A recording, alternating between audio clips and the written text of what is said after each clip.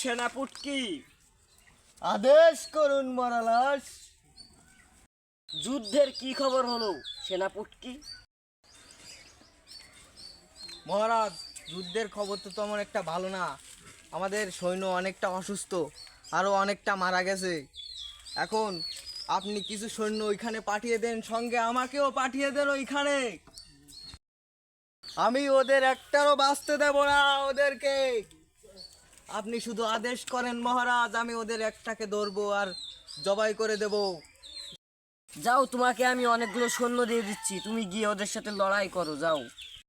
আজ্ঞা মহারাজ, কিন্তু আমার জাহানারার কি হবে?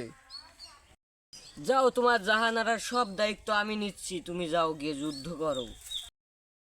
সেনাপতি তো ওর বউকে আমার কাছে জিম্মি দিয়ে গেল, এখন ওর বউকে দিয়ে আমি কি করব?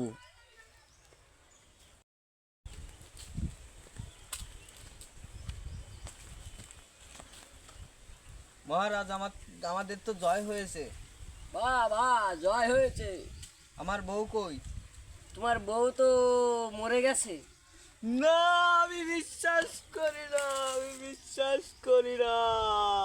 যাক, ভালো হয়েছে।